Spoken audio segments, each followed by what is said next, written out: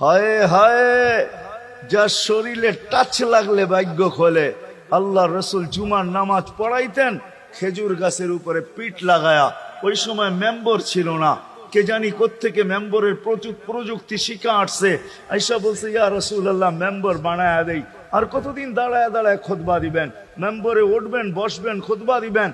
তো মেম্বর যখন বানায়া দিছে, আল্লাহ রসুলেরও পছন্দ হয়েছে। দাঁড়ায় দাঁড়ায় আর কতদিন খুতবা দিব? মেম্বরে পা রাখতে দেরি, শুকনা খেজুর গাছ বাচ্চার মতো কানতে দেরি করে নাই। শুধু কাঁদে নাই, সে তো বলতেও ছিল মনে হয় আমার কাছে যে শুধু কাঁদে নাই, বিলাপ করতেছিল সে। কোত্থেকে এই ব্যক্তি আসলো, সে কোত্থেকেই মেম্বরের প্রযুক্তি পাইলো, আর মেম্বরই বা কোত্থেকে বানাইলো, আমাকে বঞ্চিত করলো তো করলো কেন? আল্লাহ রসুল তার কান্নার আওয়াজে নিচে নেমে আসছেন, হাত বুলাইতেছিলেন, সান্ত্বনা দিতেছিলেন। তোকে ছোঁয়া দিতে থাকবো, পায়ের নিচে রেখা দিব, তোর গায়ে ছোঁয়া দিয়া মেম্বরে উঠবো। আল্লাহ রসুল শান্ত করতে পারেন নাই। সর্বশেষ যখন বলছেন, তোকে জান্নাতে নিয়ে যাব, তুই দুনিয়া আমাকে খেজুর খাওয়াইতে পারিস না, জান্নাতে নিয়ে যাব, তুই জান্নাতে খেজুর দিবি, আমি মন বড়া খাবো। তখন যে তার কান্না ঠান্ডা হয়েছে। মেরে দোস্ত, যার ছোঁয়া লাগলে ভাগ্য খোলে, আবু তালেব তো বুকে ঘুমাইত। মুহাম্মদুর রাসূলুল্লাহ তো আবু তালেবের বুকে ঘুমাইতেন। শুধু ছোঁয়া না, যাকে কাছের থেকে দেখলে ভাগ্য খোলে। আল্লাহ রসুল ঘুমায় আছে, জাবের রাদিয়াল্লাহু তাআলা আনহু পাহারা দিতেছেন। দূরের থেকে একটা গাছ মানুষের মতো হাঁটতে হাঁটতে আসতেছিল, মাথার কাছে দাঁড়াইছে। দীর্ঘক্ষণ দাঁড়ানোর পরে চলে যায় নিজের গায়ে জায়গায় লেগে গেছে। ঘুমের থেকে যখন উঠছেন তো বলতেছিলেন, ইয়া রাসূলুল্লাহ, জাদু দেখলাম। কয়, কিসের জাদু? কই, গাছটা দূর থেকে আসলো, মানুষের মতো হাঁটতে হাঁটতে আপনার মাথার কাছে দাঁড়াইলো। দীর্ঘক্ষণ দাঁড়ানোর পরে আবার চলে যায় নিজের জায়গায় লেগে গেল। মনেই হয় না সে একবার উঠা আসছিল। আল্লাহ রসুল হাসতেছিল আর বলতেছিল, ও দূর থেকে আমাকে দেখতেছিল, ওর মন ভরতেছিল না। ও আল্লাহর কাছে দোয়া করছে, আল্লাহ তোমার হাবিব এত কাছে, আমি এত দূরে, একটু অনুমতি দাও না, মাথার কাছে যায় একটু মন ভরা দেখি। হায় হায় হায় হায় হায়, ভালোবাসার জায়গায় ভালোবাসা থাকলে চলবে না, ওই দিকে নিয়ে যাইতেছি। লম্বা কথা হবে না, কেননা আমার মেমোরি, আমার আইসি অনেক আগেই বন্ধ হয়ে গেছে। আমাকে 10টার আগে বসাইতে হবে, তাহলে আমার আইসি ওপেন থাকবে। 10টা বেজে গেল, এরপরে এটা অফ হয়ে যাবে, এটা আর খোলা যাবে না। এই জন্য লম্বা করা যাবে না, শর্টের ভিতরে। কিন্তু সিরাত এই জন্য বুঝাইতেছি আপনাদেরকে, সিরাত যদি না হইতো, এই হিডিং আমাকে দায়িত্ব দিতেছে যে আমি সিরাত প্রয়োজন কেন এটা বুঝাই। ডাইনে বামের কথা না বলি, সিরাত কেন প্রয়োজন, কতটুকু প্রয়োজন, শ্বাসে শ্বাসে প্রয়োজন না কদমে কদমে প্রয়োজন, জীবনের প্রত্যেক পর্বে পর্বে প্রয়োজন, না শুধু আখেরাতে প্রয়োজন, দুনিয়ায় প্রয়োজন না? না না, এটাই বুঝাইতে চলতেছিলাম আপনাদেরকে, যে এই রসুলকে কাছের থেকে দেখলে ভাগ্য খোলে, যার কথা মানতে পারলে ভাগ্য খোলে। হায় হায়, কেমনে বুঝাবো? জানোয়ার চিনছে, আমরা চিনি না। বিদায় হজের দিন আল্লাহর রসুল সাল্লাল্লাহু আলাইহি ওয়াসাল্লাম উট জব করছেন, উট 100-র উপরে উট জব করছেন। 40টার মতো নিজের হাতে করছেন, বাকিগুলা আলী রাদিয়াল্লাহু তাআলা আনহু করছেন। যখন আল্লাহর রসুল করতেছিল তো উটদের ভিতরে ঝগড়া চলতেছিল, কার আগে কে আসবে আর হুজুরের শরীর নিচে গলা দিবে। উট চিনছে, আমরা চিনি। এই জন্যই তো প্রথমে বললাম, একজনও পাওয়া যাবে না। চুল শতবার কাটলাম, আজ পর্যন্ত একবারও উচ্চারণ করলাম না সেলুনে যায়া যে আজকের চুল আমাকে নবীর স্টাইলে কেটে দিবে। তোর সব স্টাইল, আমি নবীর স্টাইলে কাটতে আসছি, আমাকে নবীজির স্টাইলে কেটে দিবে। কি বলছেন কোনদিন কেউ? হাত উঠে বলেন, কেউ বলছেন কোনদিন?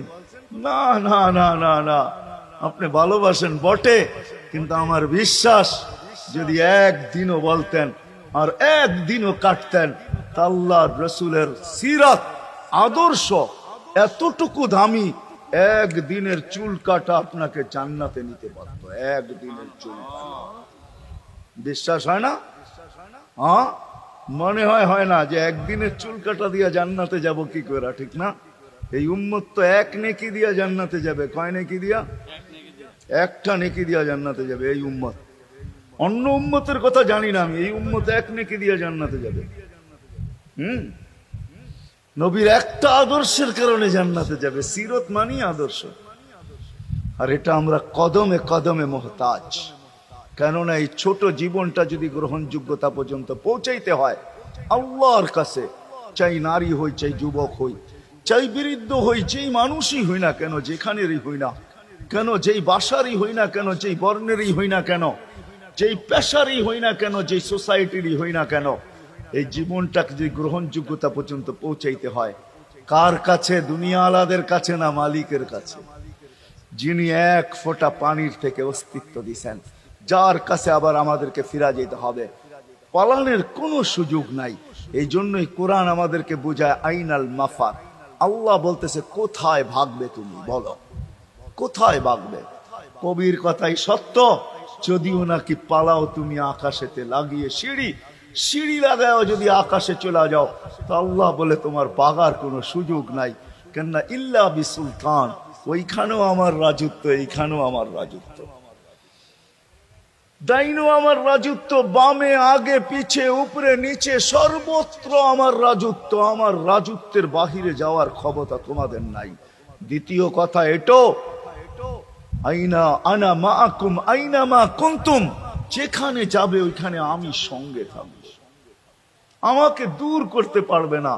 যদি করো তাহলে তুমি থাকবে না, তোমার অস্তিত্বই থাকবে না। কেন আমাদের ভিতরে আল্লাহ নাই বটে, কিন্তু আল্লাহর একটা পাওয়ার আছে যেটাকে রূহ বলে। কুলির রূহ মিন আমরি রব্বি, আল্লাহর একটা পাওয়ার, একটা সিফত, সবচেয়ে শক্তিশালী পাওয়ার যেটা, ওটা আমাদের ভিতরে আল্লাহ ঢুকায় রাখছেন, যেটাকে আমরা রূহ বলি। কোরআনের ভাষায় রূহ বলে, বাংলা ভাষায় আত্মা বলে। যেটাকে আমরা আত্মা বলি ওটা আল্লাহর হুকুম ছাড়া কিছু না।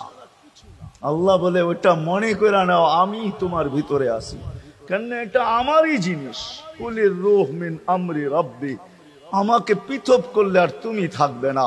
তখন তোমার চক্ষু থাকবে আইন লা তানজুর, তোমার চক্ষু থাকবে দেখবে না। উযুন লা তাসমা, কান থাকবে শুনবে না। লিসান লা তানতিক, জবান থাকবে কিন্তু জিহ্বা থাকবে কিন্তু বলবে না। আকলুন লা তুমাইয়িজ, তোমার মগজ থাকবে ভালো মন্দ বুঝবে না। কলব লা তাতাফাক্কার, দিল থাকবে কিন্তু চিন্তা করার ক্ষমতা তোমার থাকবে না। ইয়াত লা তাফতিশ, হাত থাকবে ধরবে না। রিজল লা তামশি, পাও থাকবে চলবে না। তুমি হবে লাশ। ওই আল্লাহ পর্যন্ত যদি গ্রহণযোগ্যতায় পৌঁছাইতে হয়, ওইখান থেকে বাহির হয়ে গেছি। ভালো তো বাসি, কিন্তু আগেরটুকু জানি না। ও মেরে দোস্ত, শুধু ভালোবাসলে চলবে না।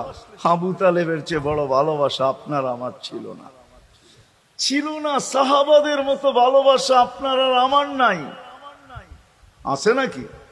হ্যাঁ, আবু তালেবের মতো ভালোবাসা ছিল না।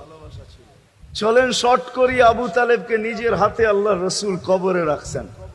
যখন রাখতেছিলেন তখন চিৎকার দিতেছিলেন, আম্মি মা তারাক্তালি সাবিলা, চাচা কোন রাস্তা রাখলেন না আমার জন্য। বলছিলাম কলেমা পড়লেন না। বলছিলাম ঠোঁটটা হেলাইলেন না। বলছিলাম চুপ থাকেন, তাও থাকলেন না। সর্বশেষ একটা চিৎকার দিলেন, আলা মিল্লাতি আব্দুল মুত্তালিব, আব্দুল মুত্তালিবের ধর্মের উপরে চলে যেতেছি। এই কথা বলে দুনিয়ার থেকে বিদায় নিলেন। চুপও যদি থাকতেন তো আমার জন্য কোনো সুযোগ হইতো। চাচা, ও চাচা, আমার জন্য কোনো রাস্তা রাখলেন না। ভালোবাসা কাজে দিবে না। এই জন্য চলেন, জীবনটাকে গ্রহণযোগ্যতা পর্যন্ত পৌঁছাইতে হইলে কদমে কদমে মুহাম্মদুর রাসূলুল্লাহর আদর্শ